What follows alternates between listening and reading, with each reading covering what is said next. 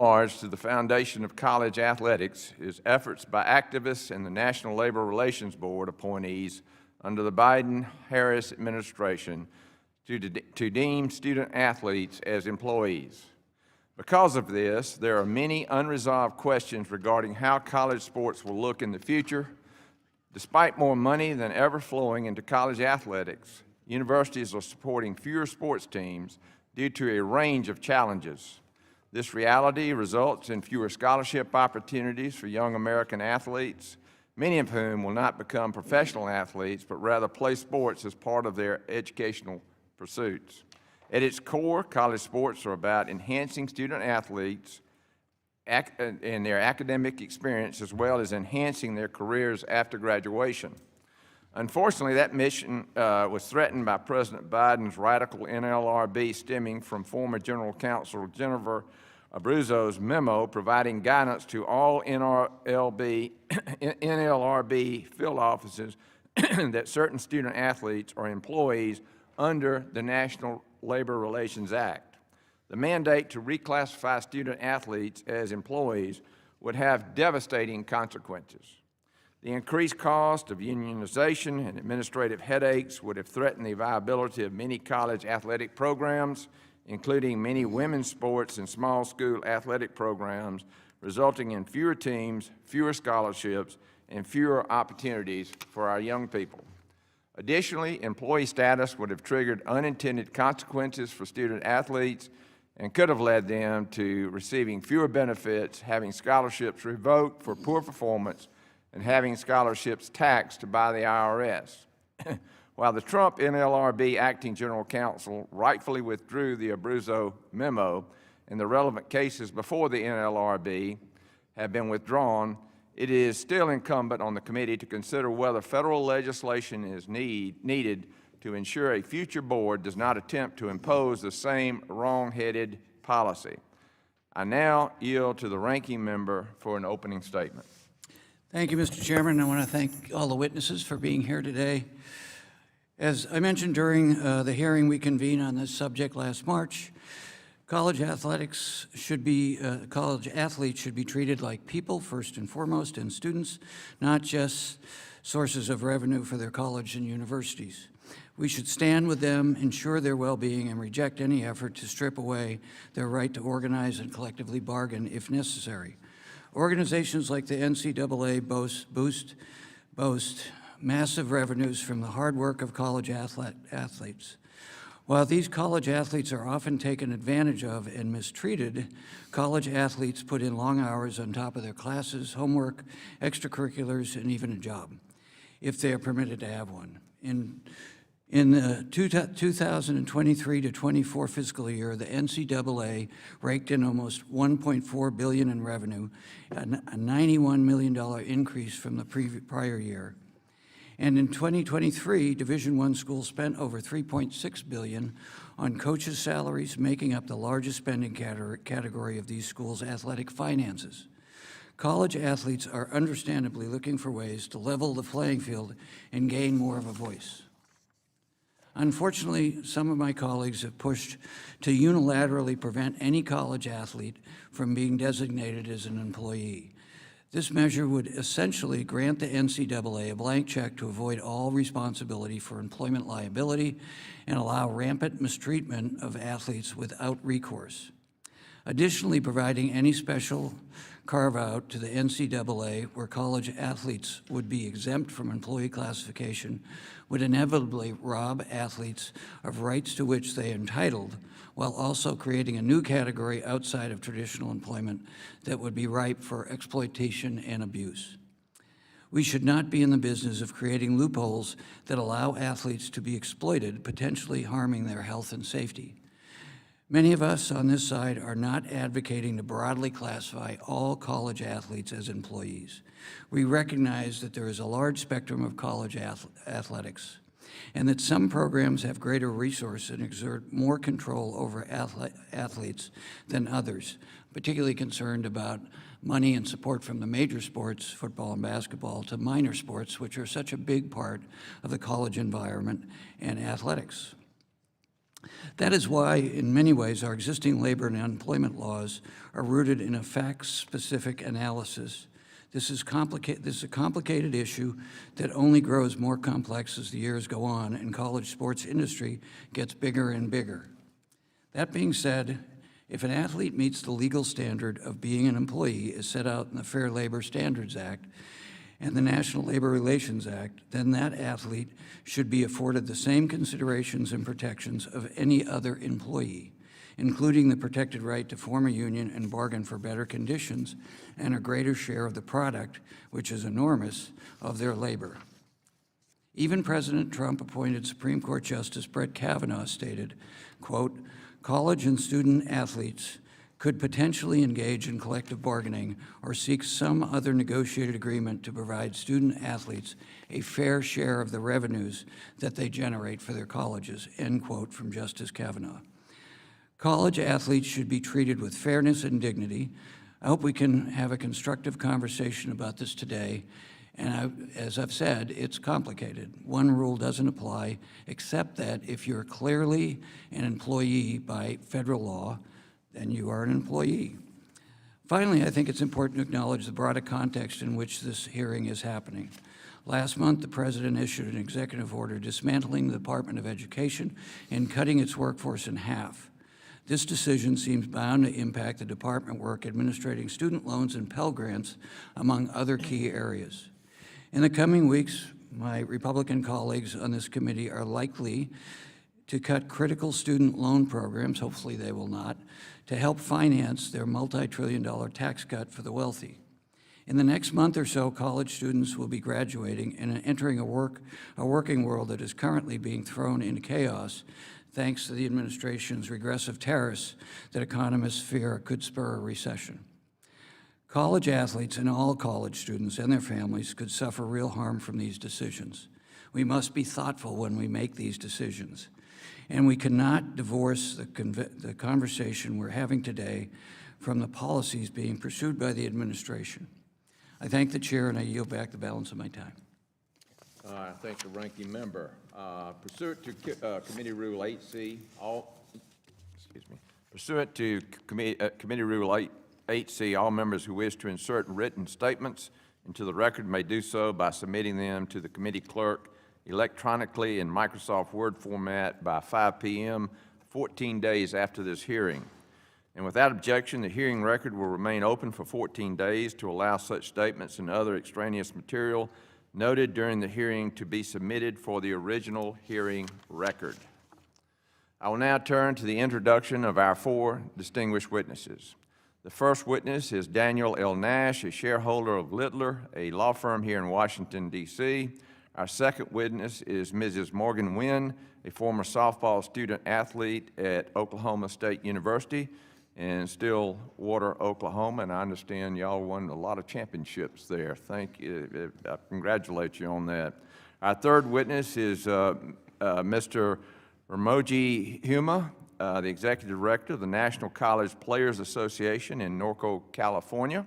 Our last witness is Mrs. Jacqie McWilliams Parker, the Commissioner for the Central Intercollegiate Athletic Association in Charlotte, North Carolina. We thank the witnesses for being here today, and we look forward to your testimony. Pursuant to committee rules, I would ask that you each limit your oral presentation to a 3-minute summary of your written statement. The clock will count down from 3 minutes as committee members have many questions for you, and we would like to spend as much time as possible on those questions. Pursuant to Committee Rule 8D and committee practice, however, we will not cut off your testimony until you reach the 5-minute mark. I would also like to remind the witnesses to be aware of their responsibility to provide accurate information to the subcommittee. I will first recognize Mr. Nash for your opening testimony. Thank you, Chairman Allen, Ranking Member DeSagne, and members of the subcommittee. Thank you very much for the opportunity to testify today, particularly concerning the question whether students who participate in intercollegiate athletics should be treated as employees of their schools. I am a lawyer that has practiced labor and employment law for over 30 years, particularly in the sports industry, including in matters both involving professional sports and college athletics. Until recently, the question was well settled under our labor and employment laws. Historically, participation in college athletics has never been deemed to create an employment relationship between the students and their schools. Rather, intercollegiate sports have always been viewed no differently than the many other extracurricular activities in which students participate as an important part of their college education. However, as this subcommittee knows, in recent years, the colleges and universities have faced considerable litigation, some of it existential, claiming that college athletes should be paid and entitled to join labor unions.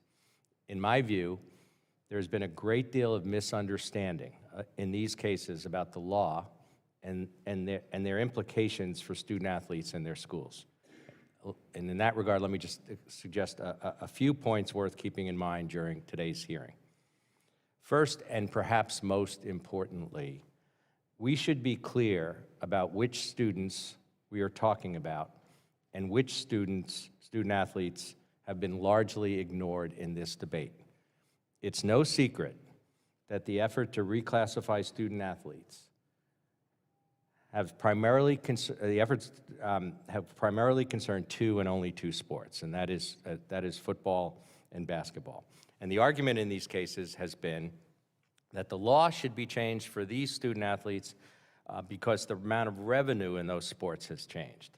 And it is unfair for those students not to share in that revenue in the same way that professional athletes do. The argument has been they are really professional athletes.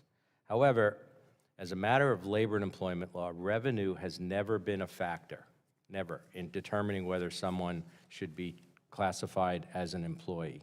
And the arguments about fairness ignore that, unlike a commercial business whose revenue is distributed to its shareholders as profit, the revenue received by colleges and universities related to sports like football and basketball helps provide scholarships and other financial support to all of their student athletes, including the many Olympic and women's sports programs. Second, the suggestion that student athletes should be permitted to engage in collective bargaining under a professional sports model simply misunderstands how collective bargaining works under the labor laws. The NLRB recognized this in the Northwestern case in making it clear that a single school's team having collective bargaining would not be viable, and there would be no plausible way to have a broader unit of collective bargaining because many of the colleges and universities are public or religiously affiliated and outside the NLRB's jurisdiction. And finally, I want to emphasize one important point. I do not believe that it is helpful to frame the arguments surrounding the status of student athletes under the labor laws as either pro-union or anti-union. I've worked very closely with, and I respect the unions in the professional sports leagues who ably represent those athletes. But the young students who attend college and participate in extracurricular activities, including intercollegiate sports, are not remotely equivalent to professional athletes. And treating them as such would not solve the issues facing college sports. In fact, I believe the opposite is true, and that Congress should make clear that students who participate in intercollegiate sports are not employees of their colleges and universities.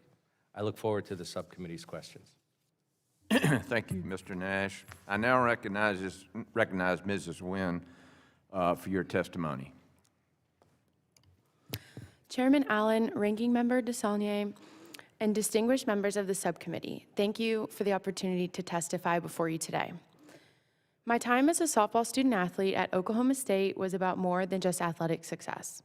It was about the relationships I built, the lessons I learned, and the constant support system that shaped me into the person I am today. I fear that shifting student athletes into an employment model would erode the very essence of what makes college athletics so transformative. My experience at OSU was rooted in a culture of academic support, athletic excellence, and personal development, values that should be protected and preserved for generations of student athletes to come. As an underclassman, I struggled not just on the field, but in ways beyond the game, especially as a 17-year-old first-generation college student. When I entered the transfer portal, I saw an environment where I could thrive not just as an athlete, but as a student and a person, and OSU provided exactly that. I found a coaching staff that prioritized our academics and our futures, ensuring that our education remained the foundation of our experience. Unlike some programs where academic choices are restricted, my teammates and I were empowered to pursue any major and career path we desired. Practice schedules were built around our class commitments, demonstrating our coaches' genuine care for our futures beyond the game. Because of this, I was named an academic All-American and graduated in the top 1% of my senior class in 2023. But more than just academic and athletic success, what defined my time at OSU was the culture of trust, respect, and open communication. Our coaches curated a sense of family and camaraderie that is something I cherish and I deeply fear may be lost if student athletes transition into an employment model.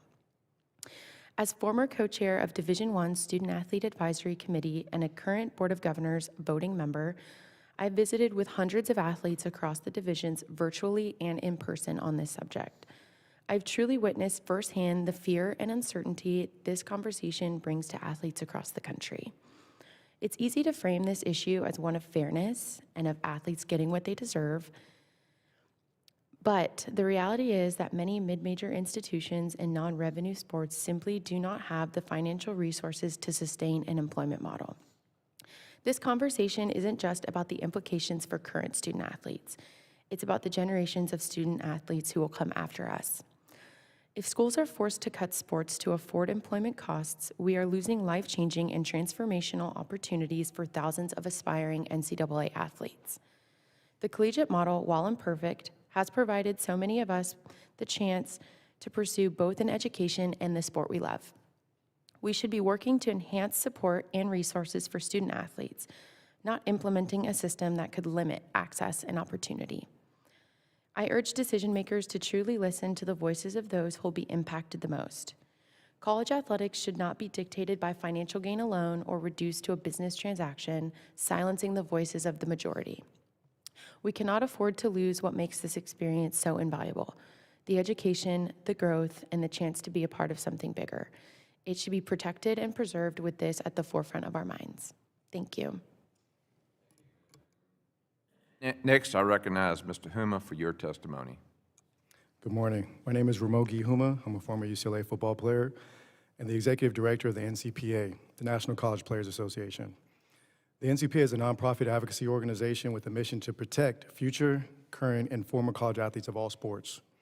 The NCPA has spearheaded the college athletes' rights movement since its launch in 2001. First, I'd like to thank Chairman Wahlberg and Allen and Ranking Members Scott and DeSaulnier for inviting me to testify today. College sports is an $18 billion a year industry where men's basketball coaches can earn $9 million per year, football coaches can make $13 million per year, and even athletic directors now make more than $3 million per year. The NCAA, conferences, and schools are enriching themselves while working to strip equal rights and deny basic protections from college athletes whose talents generate this revenue. The NCPA continues to advocate that college athletes deserve equal rights under the law. Ensuring all Americans have equal rights under the law should not be a matter of debate. This includes labor law. However, it's important to highlight that college athlete employment status and collective bargaining is not an urgent issue. There are no active NLRB cases, and any new case would take many, many years to resolve. However, there are urgent issues in college sports that Congress should address immediately. NCAA sports is a predatory industry that exploits college athletes physically, sexually, and economically. To date, the NCAA and conferences refuse to impose any consequences for personnel who kill an athlete in a hazardous workout, sexually abuse an athlete, or force an athlete with a concussion back into the same game. I've met too many grieving, devastated parents, like the parents of Calvin Dickey Jr. and Jordan McNair, who died preventable deaths in NCAA football workouts at Bucknell University and the University of Maryland. I don't want to have any more conversations from survivors like former San Jose State gymnast Amy LeClaire, whose team athletic trainer sexually abused her and other female athletes for 14 years under the guise of medical treatment while their university failed to adequately respond to the request for help. We've all read the headlines of hundreds of college athletes at colleges who have suffered the same fate, while the NCAA and conferences turn a blind eye. And make no mistake, these abuses are they're not rare, they're rampant. In surveys, half of Division I athletic trainers report being pressured by coaches to play athletes before they're ready, and returning players with concussions to the same game. About 20% of coaches return athletes to play who are deemed medically ineligible. And more than 1 in 4 college athletes report being sexually assaulted or harassed by a campus authority figure. All legal pathways to address these serious problems should be available to athletes: federal and state legislation, judicial action, and a path toward collective bargaining. The solution certainly won't come from the NCAA, which coldly asserts that it has no duty to protect college athletes. This is an indefensible position, but it begs the question, who is responsible? Because universities that are abusing athletes receive federal funds, it's the NCPA's position that Congress shares responsibility in addressing these issues. Instead of solving these issues, the NCAA and conferences are now demanding Congress eliminate athletes' ability to collectively bargain for these protections. They're also demanding Congress enshrine into federal law exploitative restrictions included in the House versus NCAA lawsuit settlement. The parties are actually trying to liken this terrible settlement to a collective bargaining agreement. No pro-athlete union in America would agree to these terms. This supposed collective bargaining agreement includes no safety standards, no medical coverage, $0 in guaranteed money, loopholes that can ban all athlete NIL compensation from universities, the elimination of about $2 billion in NIL pay from collectives so schools can re-monopolize money from athletic boosters, and a requirement that participating universities cut their rosters. It's a requirement. These unfair terms only underscore why college athletes should have a seat at the table and why Congress should intervene to help. The NCAA and conferences need accountability from Congress on these issues, not a bailout.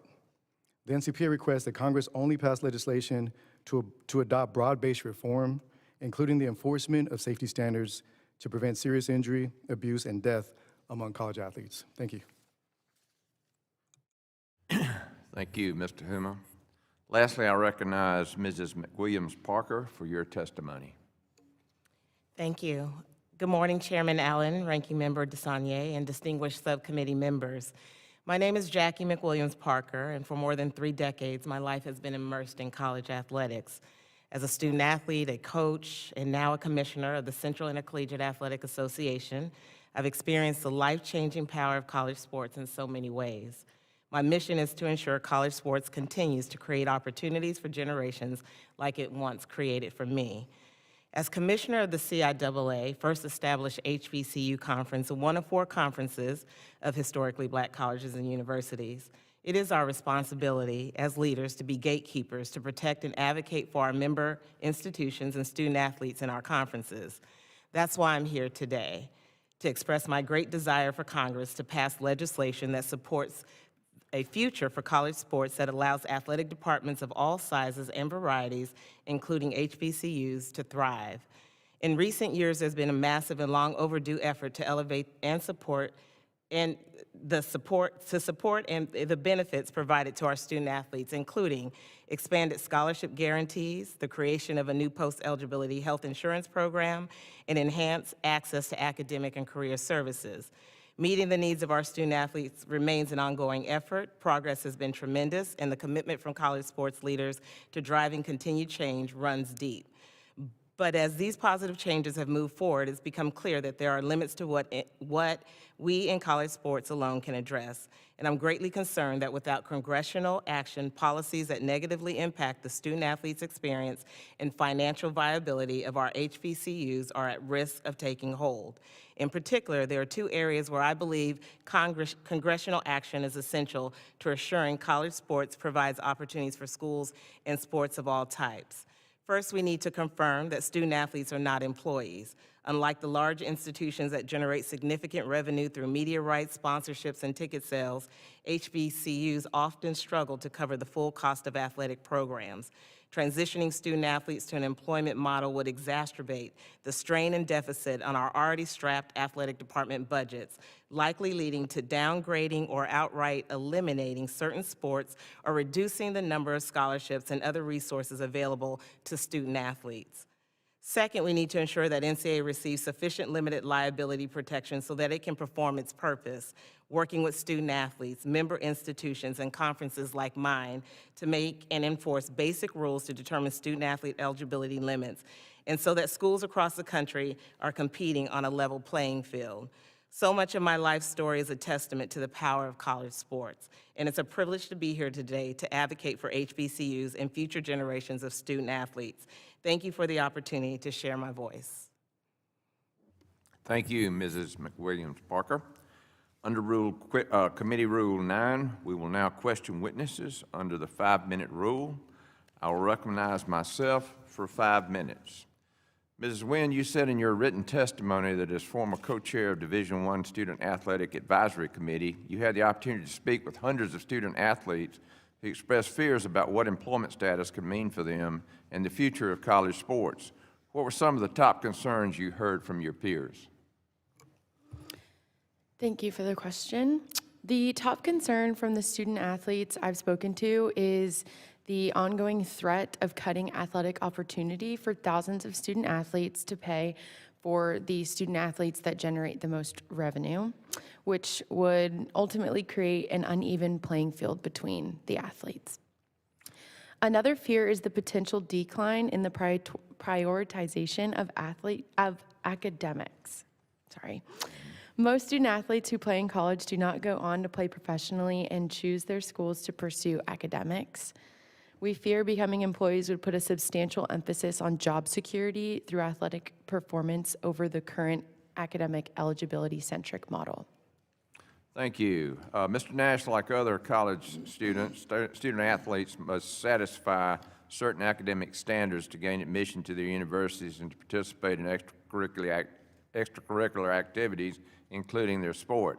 If student athletes are deemed to be employees under the National Labor Relations Act, could grade point averages or course credit requirements become subjects of collective bargaining? Thank you, Chairman Allen.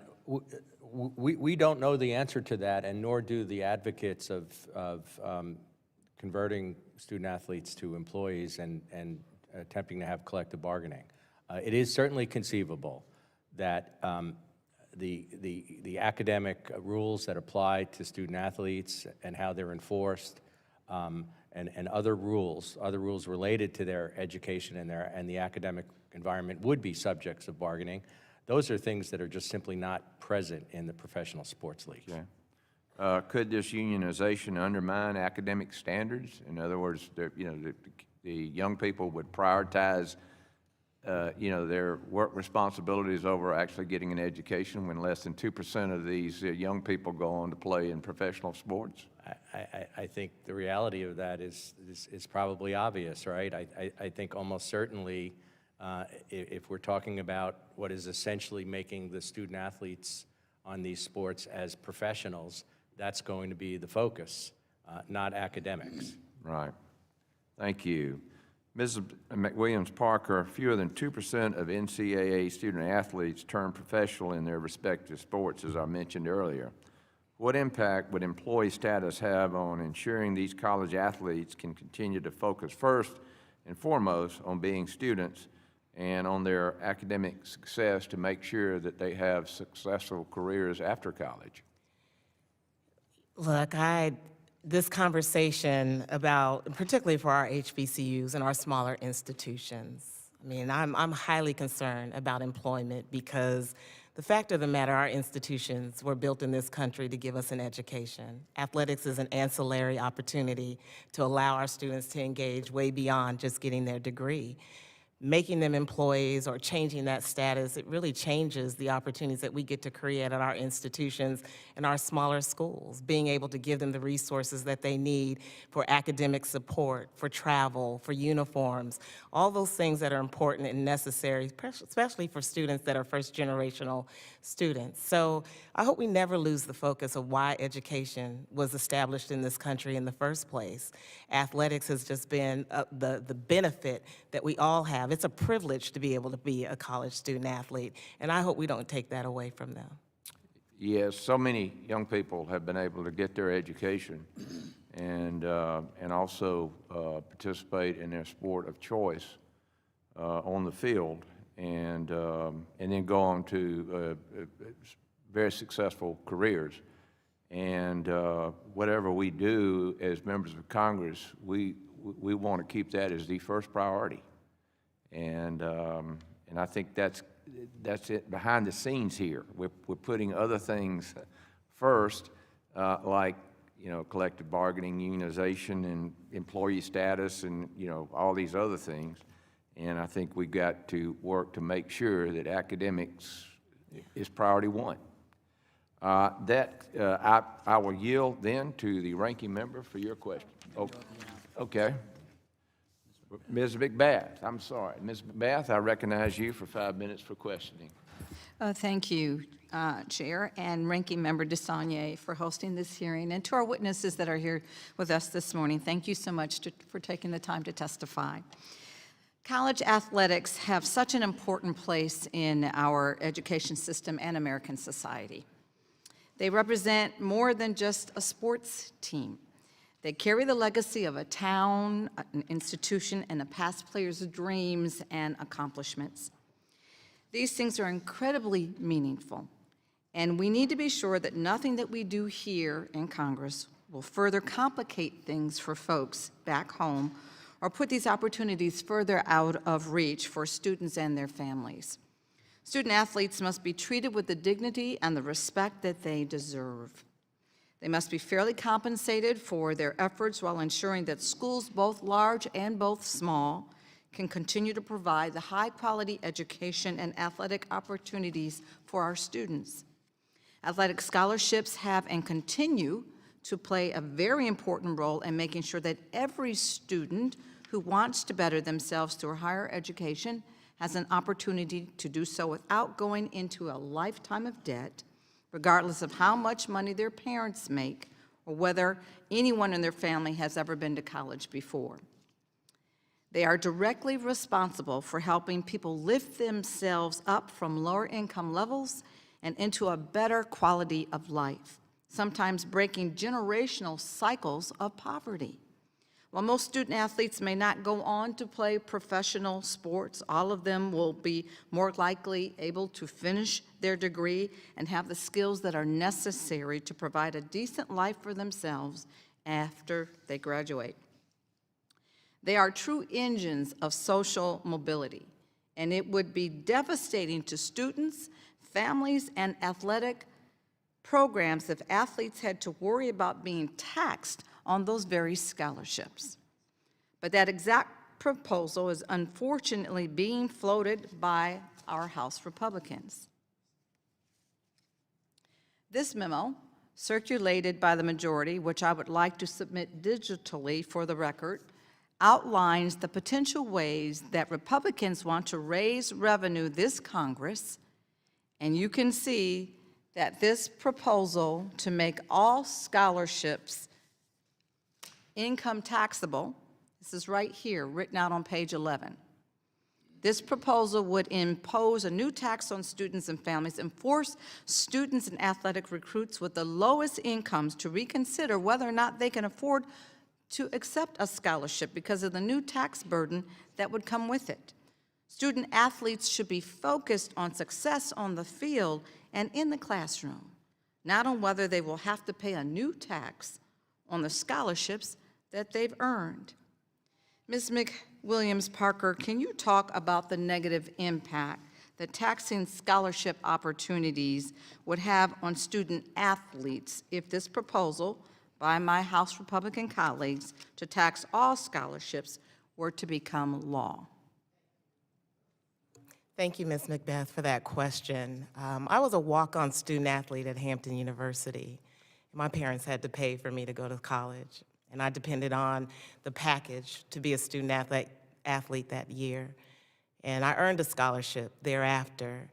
And I think about that question, if we had to tax that scholarship, that is an extra burden on my family.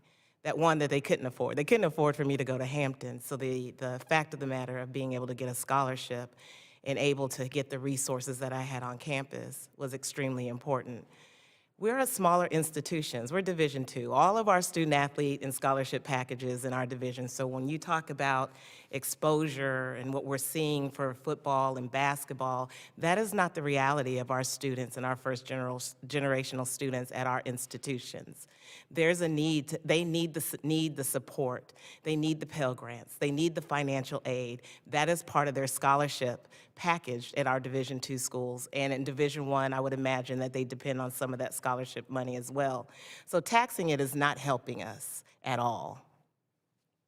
Thank you for that. I, too, come from Virginia State University. I graduated there. I'm not going to say when, but that is also a Division II school as well. And so I've spoken with our president there several times, and I understand unequivocally how devastating it would be if we were to tax these scholarships. Also in the state of Georgia, too, we have scholarships that are being taxed as well. So thank you for your testimony.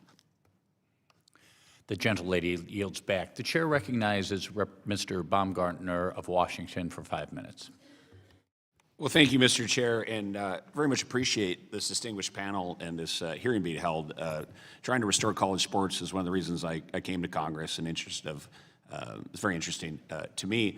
I certainly don't believe that college athletes are employees, but I also think many of the aspects of collective bargaining should be brought to the results of what would happen with collective bargaining should be brought to the collegiate athlete system. College athletics are highly subsidized public goods, and I think they should be regulated as such. What our goal should be is we have more money in the system now, but we have less athletic opportunities than ever before.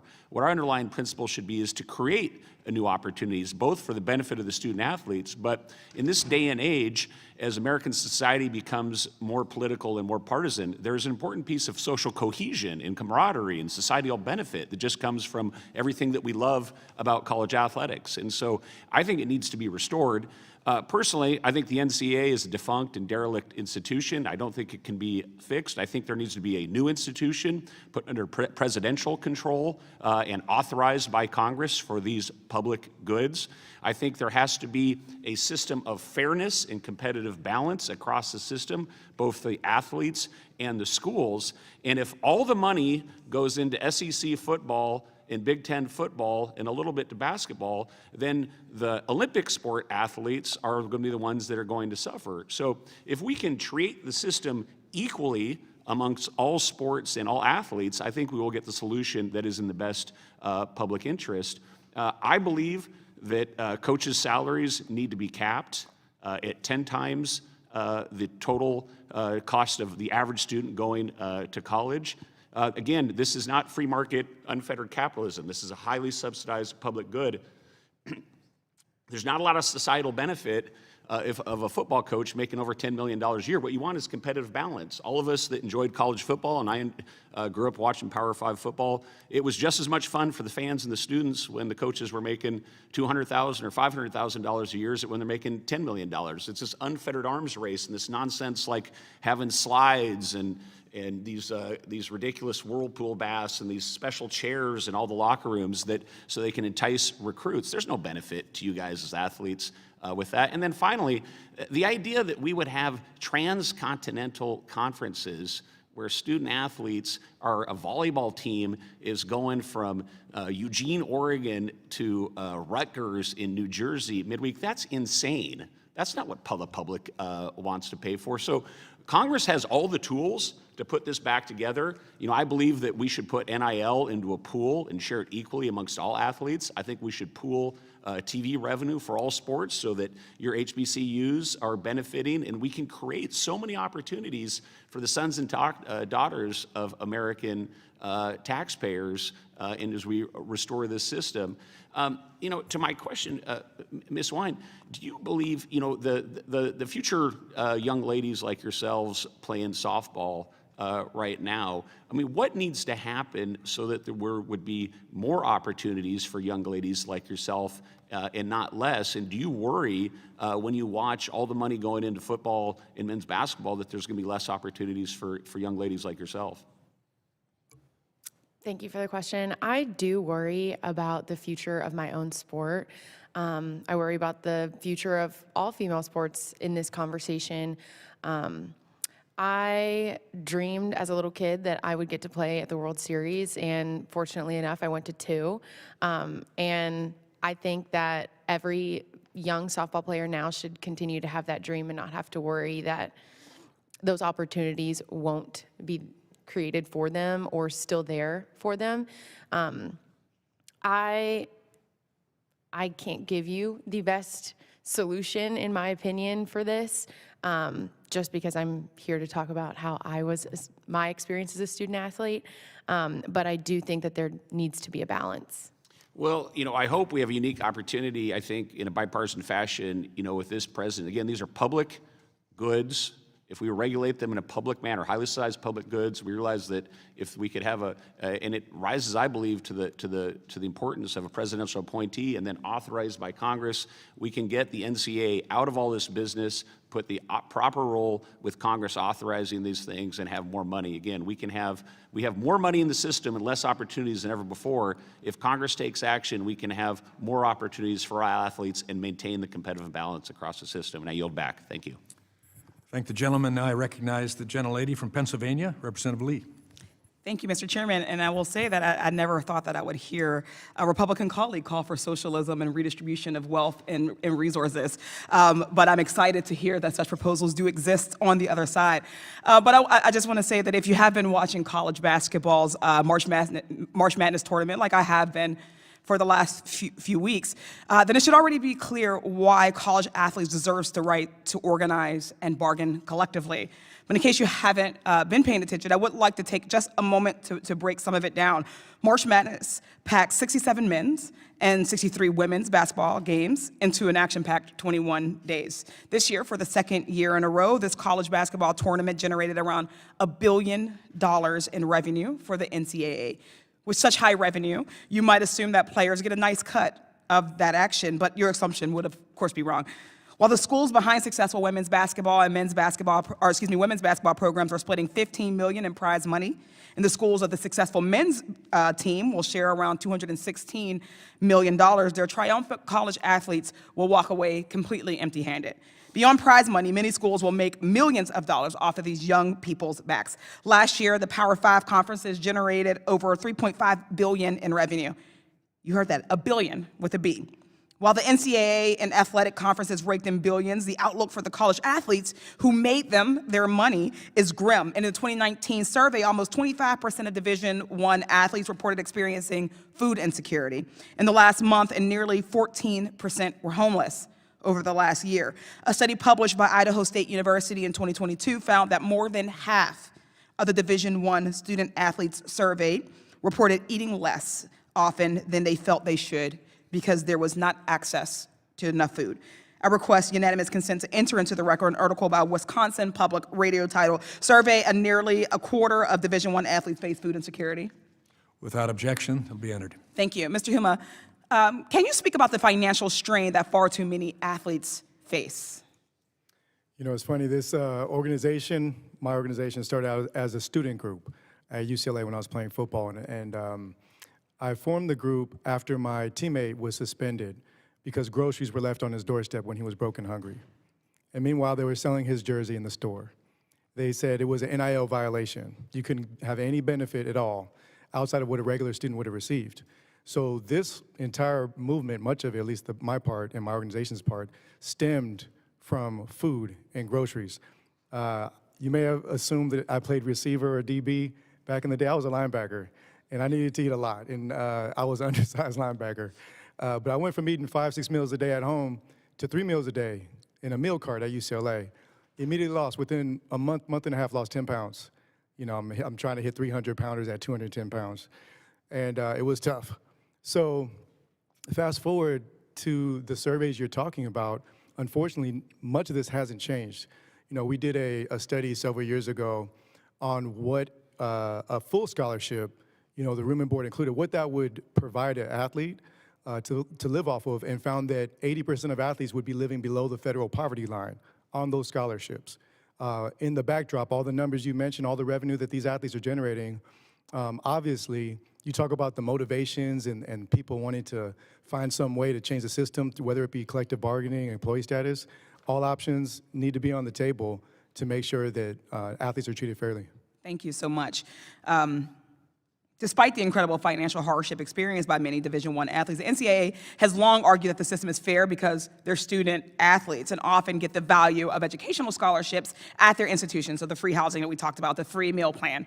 However, Mr. Huma, I'm not sure if most Americans realize that college athletes like Division I football, basketball, and volleyball players are managing the equivalent of a full-time job on top of their academics. While the public only sees them for a couple hours on television, athletes are putting in countless hours throughout the week. Very quickly, could you just describe what a typical schedule of a D1 athlete would look like? Well, first of all, it's year-round, year-round. You see them during the season on game day, maybe on TV, but it's year-round workouts, early morning rises, you finish late. The Pac-12 did a survey of their athletes, and the average athlete across all sports reported spending 50 hours a week on their sport alone.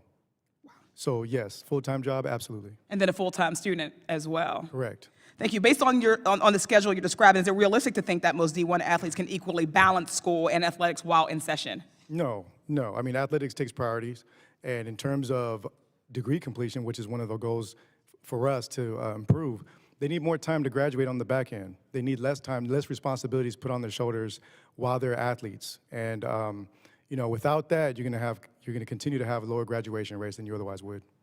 Thank you, Mr. Huma. As many of my colleagues have pointed out, a one-size-fits-all regulatory approach may prove difficult given the diverse portfolio of sports, divisions, and athletic conferences the NCAA represents, but giving these young people the right to bargain for better wages and hours and working conditions isn't that difficult.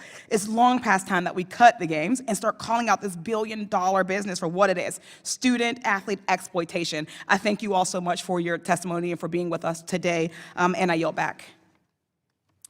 Thank the gentlelady, and I recognize myself for 5 minutes of questions. I'm glad the subcommittee is holding this hearing to discuss the future of college athletics. I don't see the future as bright if we don't get some control and understanding what athletics are for. And as a former athlete myself, not at the highest level, but the impact in my life was very positive, and the athletics encouraged my academics, which was the highest priority. Ms. Wynne, I appreciated your testimony. That really is the essence of athletics and scholarship. Before I ask questions to our witnesses, I did want to bring up one college sports-related issue that I've heard a lot about from my constituents. Division I and II college athletes who are awarded scholarships at our universities are increasingly coming from other countries. According to NCAA data, international student-athlete participation has increased by 145% since 2001. One example is Division I men's and women's tennis, where foreign athletes make up over 60% of overall participants. In men's and women's ice hockey, they make up over a third. Sadly, college sports has become big business, and there's an increasing pressure to recruit foreign athletes to make money and win games. Unfortunately, these scholarship opportunities have come at the expense of American-born student athletes. This is additionally troublesome because in the United States, college athletics partially serve as America's Olympic development program. In the 2024 Paris Olympics, 65% of the U.S. Olympic team were current, former, or incoming NCAA student athletes. The increasing number of foreign athletes in college sports jeopardizes opportunities for American athletes and the global competitiveness of our athletic programs. Having said that, Mr. Nash, proponents of classifying student athletes as employees have cited the substantial amount of revenue that certain college sports programs bring in and the potential for revenue sharing with these athletes as reasons for employment status. What does the law say regarding whether revenue generation is a factor in determining employment status? Thank you. The law has been very clear that the amount of revenue that an organization receives is not a factor in determining whether someone is or is not an employee. Otherwise, if it was, businesses that lose money could claim that they shouldn't have to pay their employees. What matters, and the Supreme Court has made this clear many times, is whether someone meets the test or the definition of a common law employee. Student athletes for decades have been recognized as not meeting that test. And the fact that revenue has increased in sports like football or basketball shouldn't be a basis for changing that law. Yeah, appreciate that. Ms. McWilliams Parker, in your written testimony, you state that reclassifying student athletes as employees would place an even greater strain on already strapped athletic department budgets. What are some of the measures that athletic departments may have to take in response to an employment model? For our member institutions, and I would just speak for my colleagues as HBCUs, I mean, our conversation is, will we be able to sustain sports? Will we be able to continue to give scholarships? Will we have to reduce that? I think there's a high concern that we're already operating in deficit, so all this money and revenue we're hearing about, that's not funneling to smaller Division schools, Division II schools. All the gate receipts that you see, we're all running deficits. And there would be a concern that we wouldn't be able to keep up. And so eliminating sports, and as we know, sometimes the Olympic sports and women's sports go first. And that would be tragic to see when that opportunity for myself and Ms. Wynne, those are the concerns that we have. We can't keep up with the masses of what you all are talking about. We just want to give these students an opportunity, like I had, to play their sport and to be able to get their college degree and to represent like Ms. Macbeth is today and myself. As a student athlete, why did you undertake athletics with the purpose of being a student? As I heard a student say the other day, and as I would say, sports saved my life.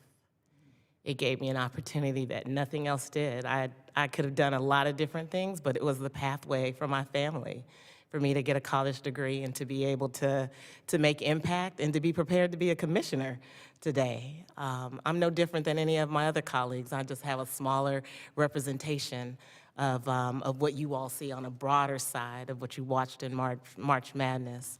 So the opportunity to play sport and to have teammates and to lead and to guide and to go through that strenuous work every single day has been necessary. Thank you.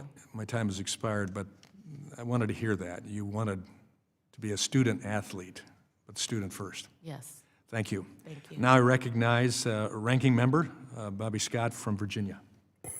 Thank you, Mr. Chairman. Ms. McWilliams Parker, you mentioned the CIAA in terms of revenue. Do the teams make a lot of money for the schools? No. Is that typical for D2 and D3 schools? Very typical. Do you pay your coaches millions of dollars a year? Absolutely not. Okay. Mr. Huma, you mentioned the schedule for a typical athlete.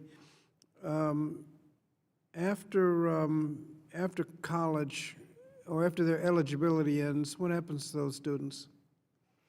Well, it depends. Some graduate, some don't. The reality is that universities recruit these athletes. Some of them are less prepared academically than regular students. That's just a fact. But those universities still have a responsibility to create a realistic pathway for them to graduate. And unfortunately, many of them don't. So you have increased time demands when it comes with athletics, put on the shoulders of students who are less prepared. And oftentimes you get poor graduation rates. Many of these athletes that generate all this money in Division I, they don't graduate.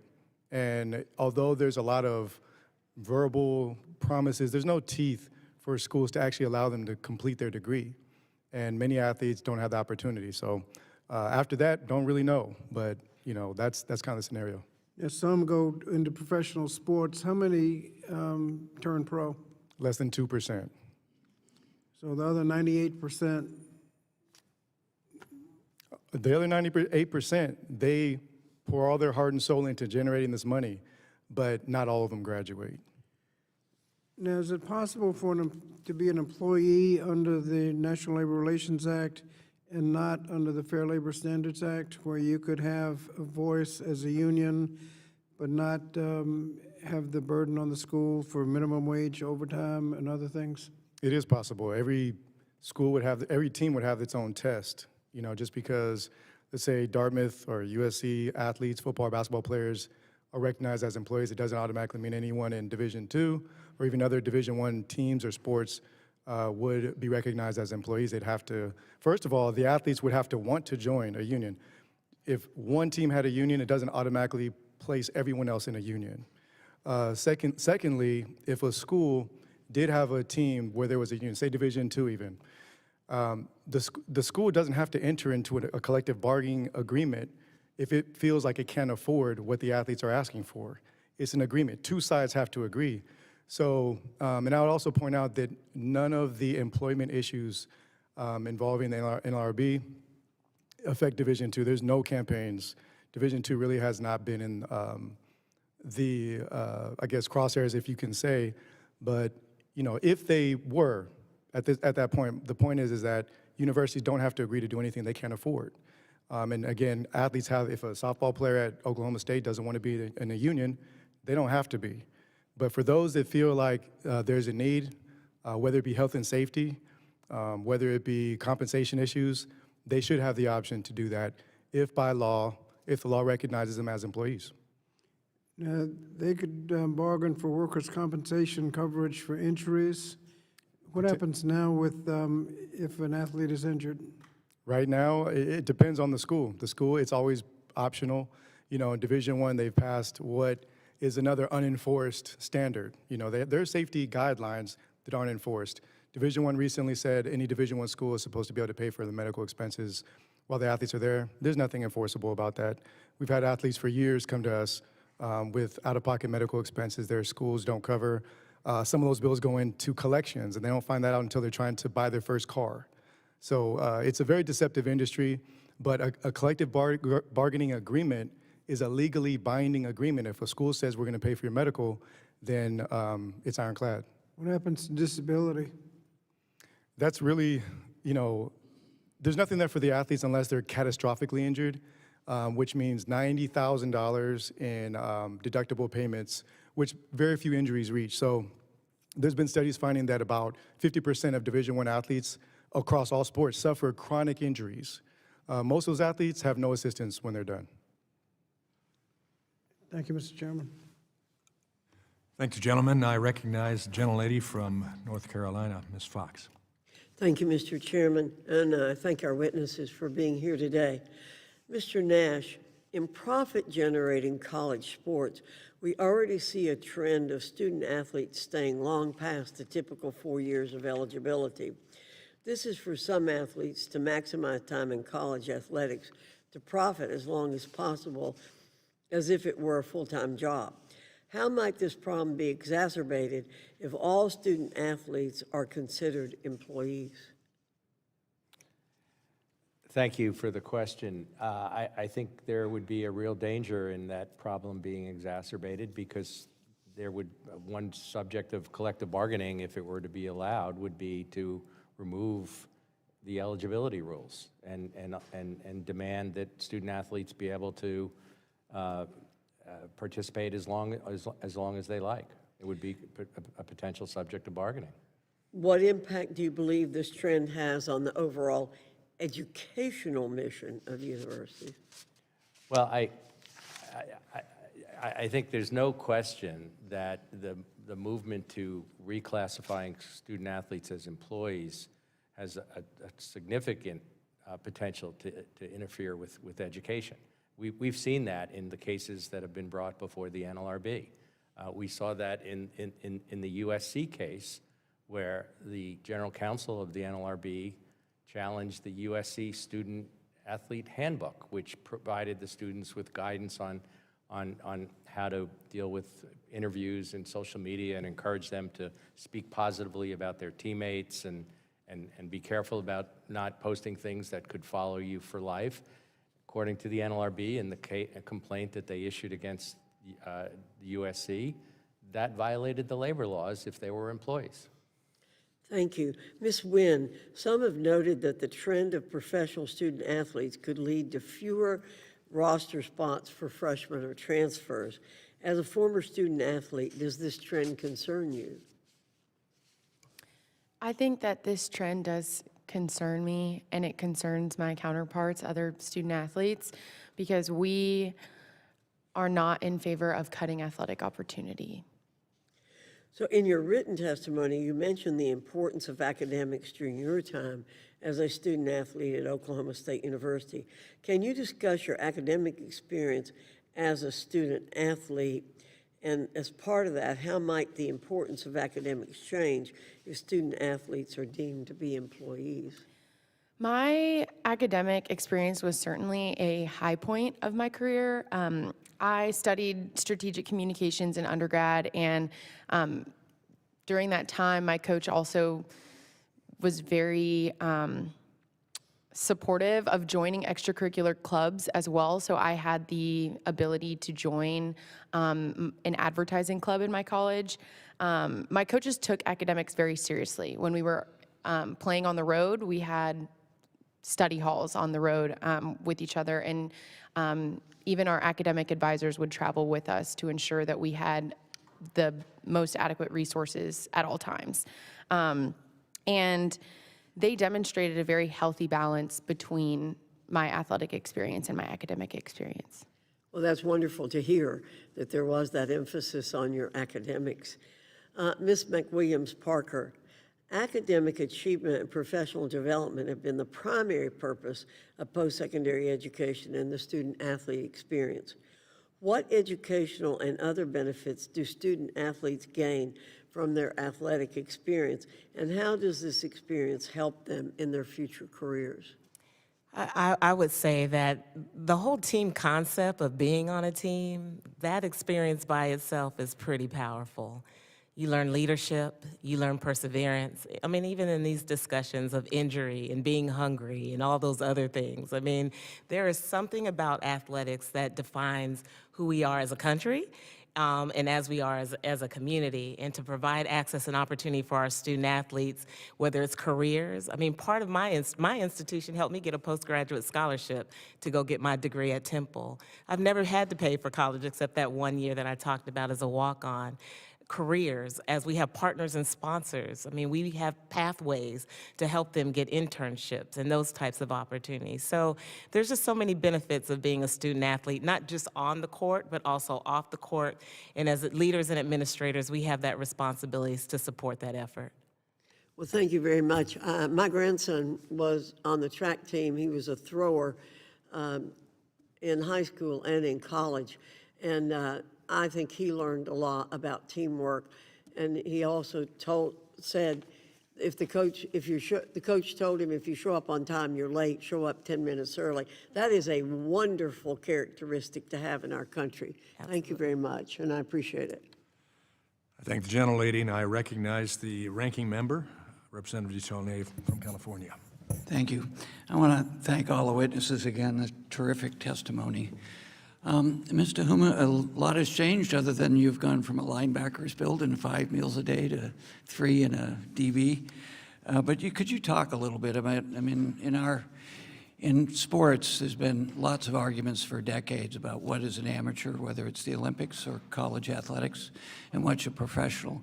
What has changed from your perspective to make this a more acute need to define the boundaries of professionalism and amateurism? Thanks for that question. I think, today, the high revenue college sports are almost indistinguishable from the pros. Obviously, college is involved, but besides that, again, it was mentioned just yesterday, there was a hearing. Because there was legal pressure, again, one of the avenues to fight against this injustice. The NCAA Power 5 conferences are being pushed to finally share revenue with athletes. And as we speak right now, there's recruits 16, 17 years old being signed by schools right now to professional agreements. So, and that's a good thing. That's a great development. And that's now something even the schools are celebrating. They kind of have to because they have no choice, but hey, we're there. And that was because athletes' rights were not taken away by Congress. And I will point out, as an athlete, all the athletes we work with, there are very special things about college sports. You know, but amateurism has nothing to do with it. Has nothing to do with it. You can learn leadership if you're an employee. You know, you can learn all the different things we're talked about today, teamwork, camaraderie. That doesn't go away because someone has rights, because someone's an employee. You know, the ability to play at a high level and pursue a degree, that's really what makes college sports special. And I think if you dissect what everyone's talking about here, that's what is there. The employee status issue does not negate that. It doesn't take away from being a student. You have students in bookstores at all the schools we're talking about. They're employees. You have some students on these campuses that actually have the right to form a union. But we're not here talking about that. This is about taking away rights from athletes so that they're not empowered to make the changes this industry has never wanted to make. You know, the first year that we actually announced what we were doing, within months, 3 football players died in the off-season workouts. And since then, there's been death after death after death. You can set your watch to it. That's the very next year I testified in Congress, 2002, begging Congress, please do something. And nothing's been done. And there's been individuals that have talked about it. And I was really in agreement with much of what Congressman Baumgartner said today. Congress, you have the votes. You can solve these issues. And this is what I'm here pleading for on behalf of all the families that have suffered and the families that will suffer if Congress doesn't act. So my district is next to the mothership of the University of California. So when I talk to people in the football program at Berkeley, or I have a very dear friend who's coach of the rugby team, sort of the rugby program in the United States, this challenge doesn't, to Mr. Baumgartner's comments, and Mr. Nash's too, there seems to be an ability to fix this. The idea of pooling the revenue to make sure that these minor sports, and that's a misnomer from my perspective, having been a lacrosse player many years ago, to get all the benefits that you've talked about. So there does, in your comments about your agreement, I'm in agreement too. But beyond that is these questions, and we've always sort of mythologized the Rudies of the world, but then underlying, and that's not just unique to college athletics, there are the issues you mentioned about sexual exploitation, harassment, just harassment of people who are in the program anyways. But defining that as opposed to what Ms. Williams talked about is dealing with adversity, that's legitimate adversity. So there strikes me as sort of the challenge we have here is making this work, but also making sure that some of the cultures that we've unfortunately dealt with for too long don't get addressed and the athletes have a chance to defend themselves, as an employee would. Absolutely. I think there's a big difference between the challenges that make us stronger as a college athlete, you know, dealing with adversity within a normal realm, but that adversity should not include sexual assault. You know, and UC Berkeley, that was one of, I could have listed names, but UC Berkeley, 2014, Ted Agu passed away. The university admitted negligence. Now, the trainer that oversaw that workout was the same trainer at Central Florida just a few years before that oversaw another workout death among similar circumstances, sickle cell, which is completely preventable. And that trainer could be anywhere today. You know, so that is not the type of adversity that people can walk off. That family's devastated. Ted's gone. Thank you. I yield back. I thank the gentleman. I recognize the gentlelady from Michigan, Ms. McLean. Thank you, Mr. Chairman, and thank you all for being here today. Really, what I want to talk about is the difference between employment status and non-employment status for the athletes. So if you could start, and Ms. Wynne, I'll start with you. What is the advantage of making student athletes employees versus non-employees, or disadvantage from your perspective?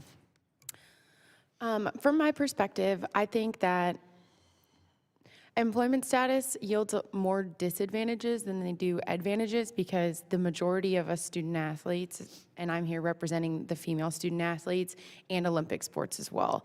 And I think that employment status, it will shift the freedom for student athletes to explore academic interests, transfer capabilities, or just playing for the love of the game, and replace that with legal contracts, performance pressures, financial decisions.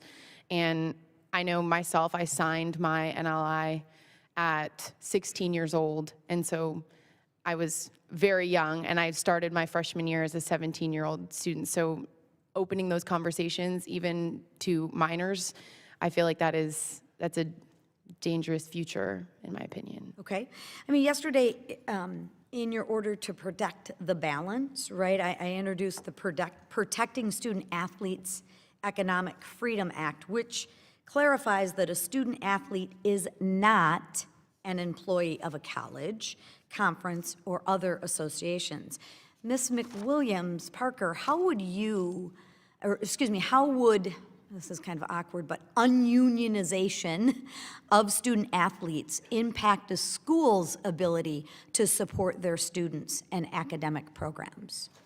Yeah, thank you for that question. I think about the opportunity to continue to give them scholarships, even the cost of the academic support, the regular mental health services that we have, the training support that is needed, the media support, career development success. I mean, all of those things are going to be possibly compromised because of the cost associated with it from that department, athletics department. I mean, I shared earlier, all our departments are already operating in a deficit. So the more strain that we put on financially to provide those resources on top of additional resources, there would be some concern. But what do you say to the folks that say, but we have to protect these athletes? I don't know why we don't think we're not protecting them already. I work in college athletics. My job every day is to protect student athletes, give them the best opportunity to participate in championships, and make sure that we have the staffing and the support they need. We're talking about different subsets of institutions. We've got private, we've got public, we've got larger, we got smaller, we got bigger resources, and we've got limited resources. I'm in limited resources. And so we need to protect those limited resources institutions by making sure we can sustain opportunities for students like Miss Wynne who come to some of our schools. So if I'm understanding it correctly, you think as a student athlete or a former student athlete, being an employee is not a good thing. And as an administrator, you also agree with that. Absolutely. I mean, we're protecting the Olympic sports, we're protecting Title IX, and Title IX is not about women, it's also about our men.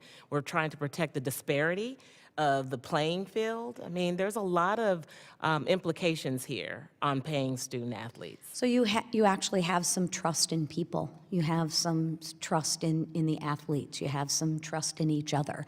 You don't need Big Brother, in essence, to come in and regulate everything. Despite what everybody says, I am part of the NCAA. I am the NCAA. I'm one of the administrators that sits around the table like you all do to make policies and processes and procedures so that our institutions and student athletes can have that experience. Our student athletes are around the table, we have leadership around the table, and should we be getting better? Absolutely. Are we getting better? Absolutely. Are these conversations helpful to help us guide in the path of getting better? Absolutely. So just to be clear, and I'm being a little sarcastic, which I don't mean to be, but you have the athletes who participate, you have the administrators. You mean you actually collaborate to find out what the best course of action is, and you guys can do that right now. Absolutely, Wow, we are doing that's it. great.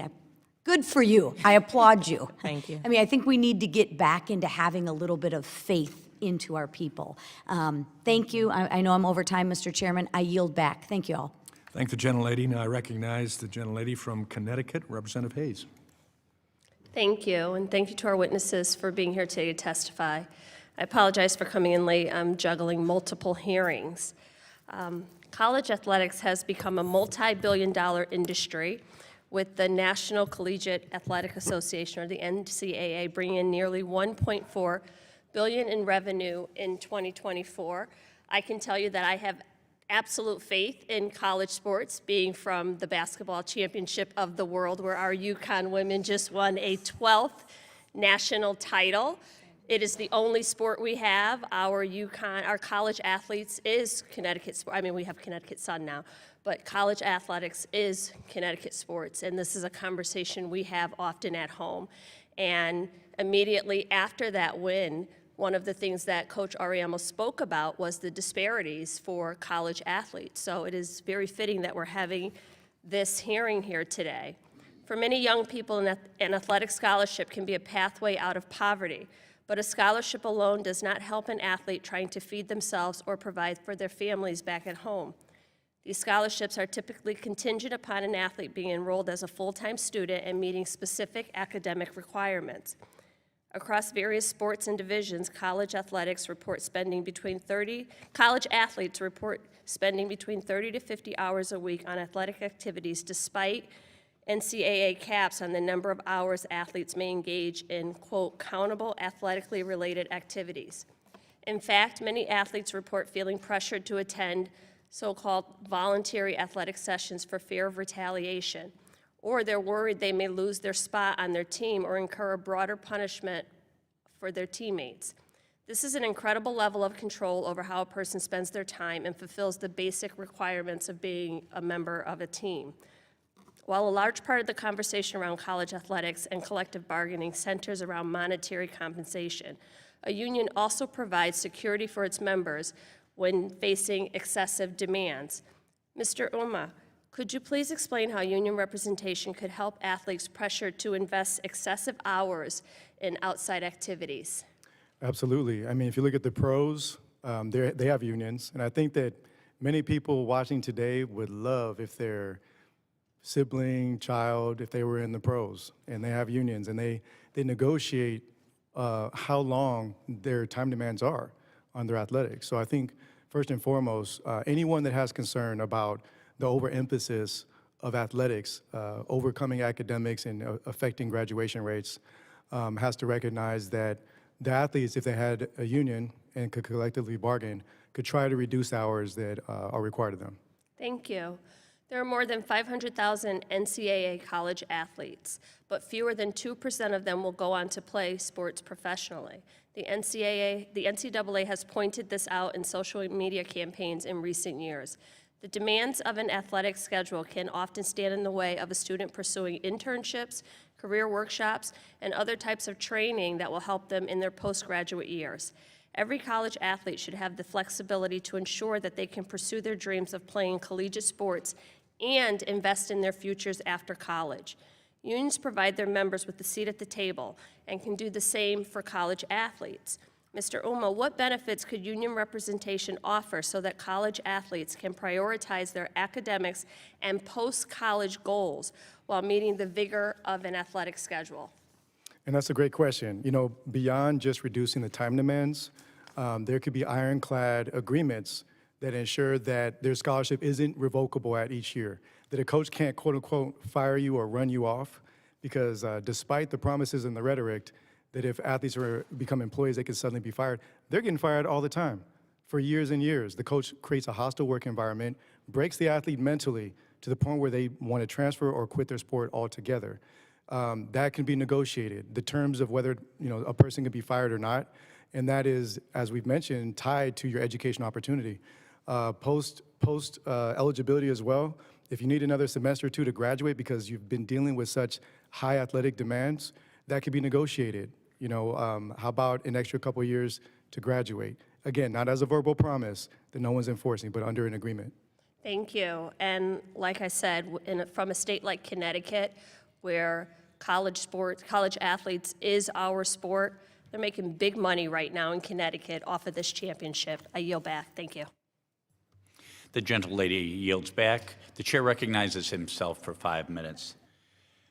I think the question at this hearing today is whether NCAA college sports are farm teams or mere farm teams for the pros. In Missouri, we have taken a position on this issue. In July of 2023, Governor Mike Parson signed into law legislation clarifying that student athletes at Missouri's colleges and universities are not employees. Mr. Nash, as you point out in your written testimony, there have been efforts in recent years to reclassify student athletes as employees and allow for collective bargaining. Supporters of these efforts often cite professional sports teams as the model. We've heard that quite a bit today. Do you agree with claims that student athletes are no different than professional athletes and should be treated as such in the eyes of the law, especially Division I sports that generate a lot of revenue? Thank you. No, I don't. I don't think that student athletes at the college level are remotely equivalent to professional athletes, for the simple reason professional athletes are not required or not admitted as students under academic standards at a university. Their sole focus is to play their sport.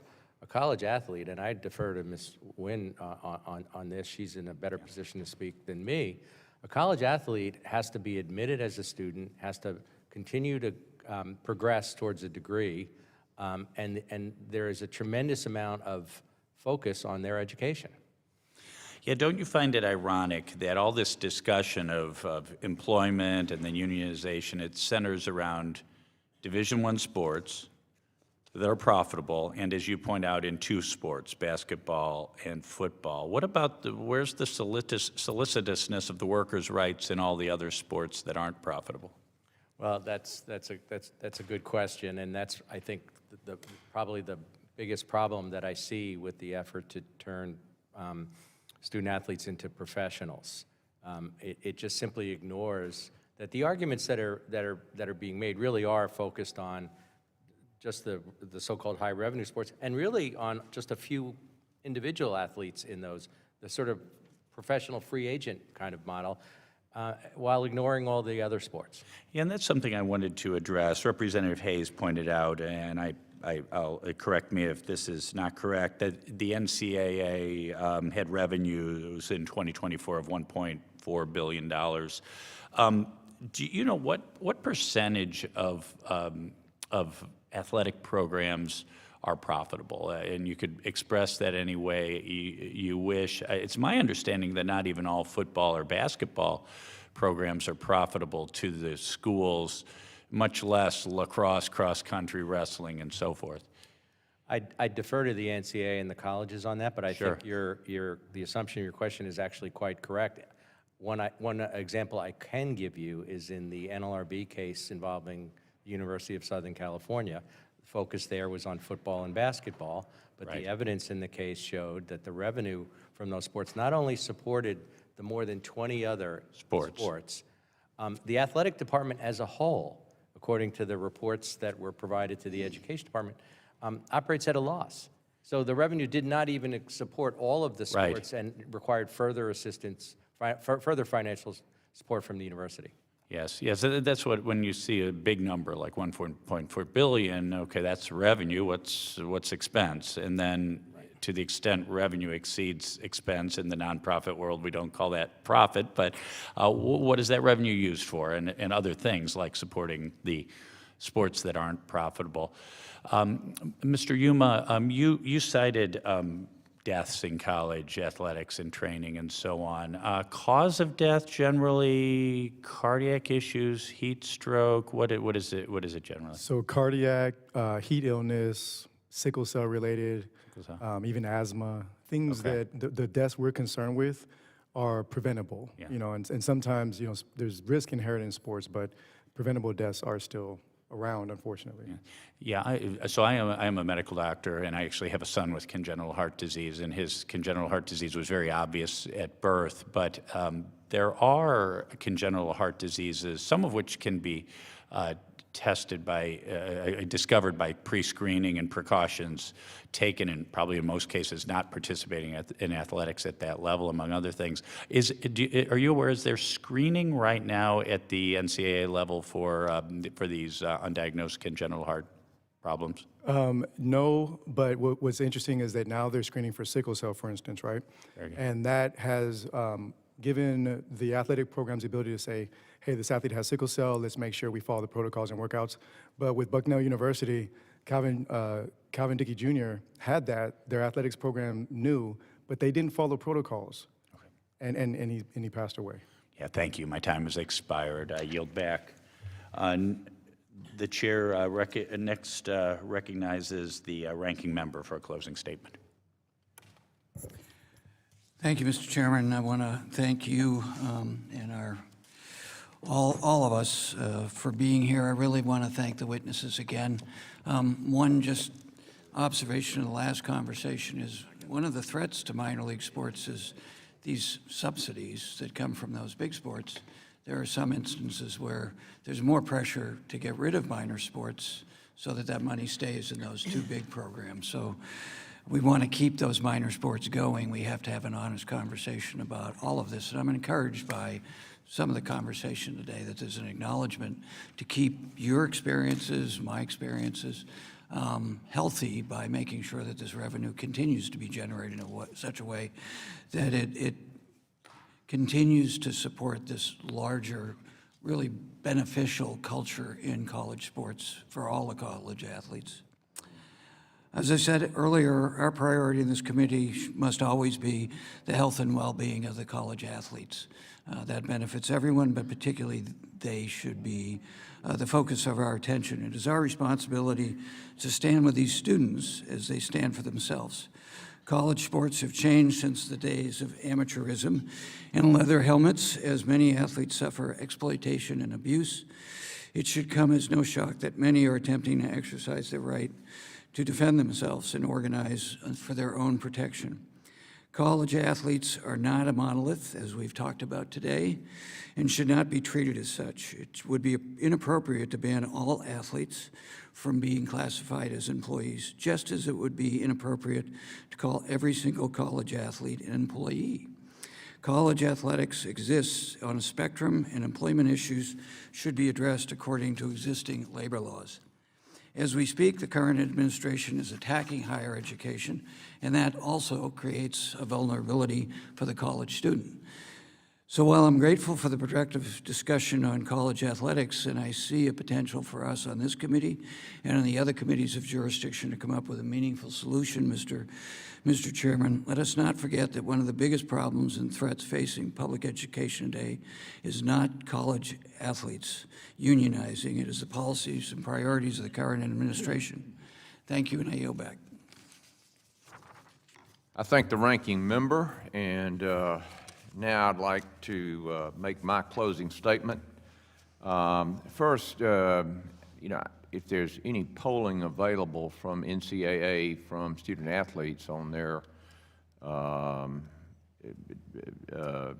interest in joining or not joining a union, I would like to, for the committee to do the research on that, and let's get that polling so we can kind of, hear from the athletes themselves on what they're thinking about this. And then certainly from your comment about the Department of Education, we're spending more money than any other nation, and we're losing ground rapidly in education. So we got a lot of work to do on this committee, and I agree with you, ranking member, that we've got to correct that that process. But we've learned a lot today, and in-house about the student athletes and how they'd be negatively affected if they were classified as employees. Obviously, we don't want our athletes in danger, and we need to speak to that as well. Employee status would harm these athletes by restricting their freedoms, altering their significant benefits they currently enjoy, undermining non-revenue generating sports, triggering unintended consequences like taxing scholarships, and taking the focus off education, which I said earlier should be our #1 priority, which is central and really the whole reason for the student-athlete experience. I mean, it was college first, then athletics, I believe, is the way it all got started. In response, our committee colleague from Michigan, Representative Lisa McClain, introduced the Protecting Students Athletes Economic Freedom Act, which would shield student athletes from misguided efforts to deem them to be employees. It is my hope that my committee colleagues will join this effort and continue to work together with our colleagues on other committees to find solutions that ensure the viability of college sports for future generations. I would like to thank our witnesses again for taking the time to testify before the subcommittee today. And without objection, there being no further business, the subcommittee stands adjourned. Thank you.